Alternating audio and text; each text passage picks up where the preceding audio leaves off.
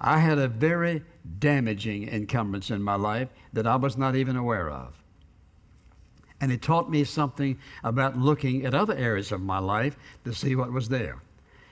And I looked around at this particular point in my life, and everything was right, except on the inside of me, something that I could not identify was not right. I didn't know what it was. I'd pray, I'd look around, I couldn't blame anything on anybody. Church was growing, everything was fantastic except on the inside of me. So finally, I called 4 of my friends and I said, you know, God's trying to tell me something, and I don't know what it is, and I need some help. Now, I'd already been a pastor for a number of years. So I called these 4 men, and we all met in Colorado. They all came from different places in the country, and I happened to know them. So I said, here's what I want to do. I don't know what God is trying to say to me, but I've got to find out. So here's what I'd like to do. I would like to tell you everything that I know about me, good, bad, and indifferent.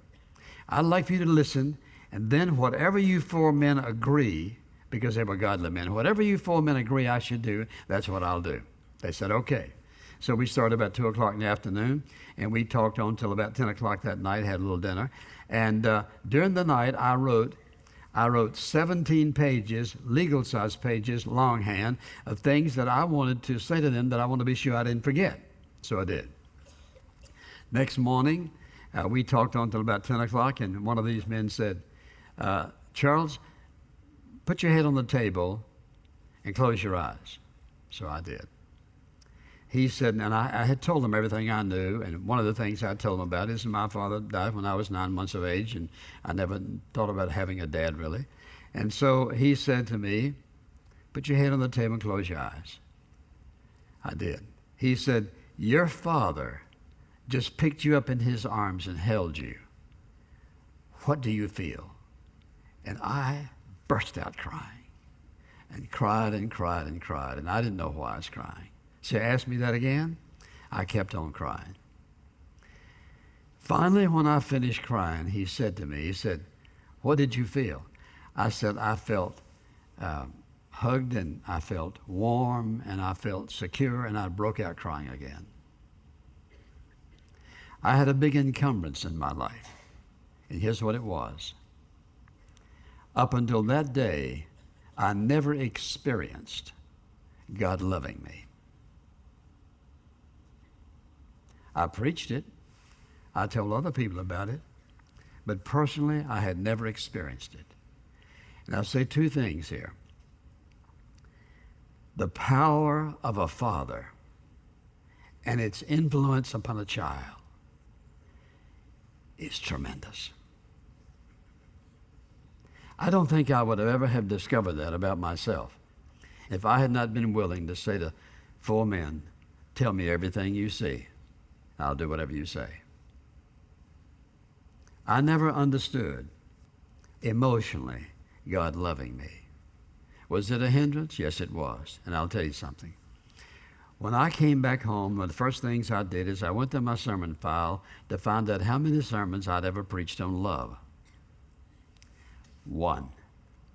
Hundreds and hundreds and hundreds and hundreds and hundreds, only 1. I looked at my outline and I thought, that wasn't even worth listening to because it was so shallow. You know why? Because I wasn't experiencing what I was talking about. And I'm telling you all that to say this. That day, that morning, changed my whole life. Changed the ministry. Changed everything I felt about the Christian life, because all of a sudden, God just stripped me of something that had been a part of my life all those years. Now, I could have gone back and said, God, why'd you take my father? But that wasn't the issue. The issue was his absence. Listen carefully, Daddy, before you walk out on your family.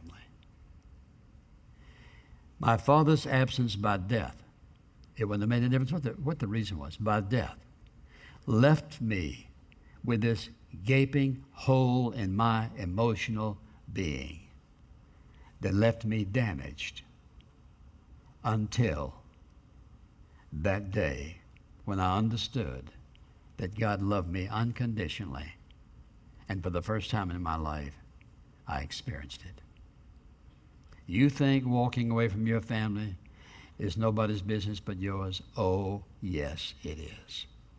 There are millions of kids today who are suffering and who have an encumbrance upon them that you, Father, don't think you had any responsibility for. Yes, you do. You will pay a price for that sin of walking away from your children to do your own thing.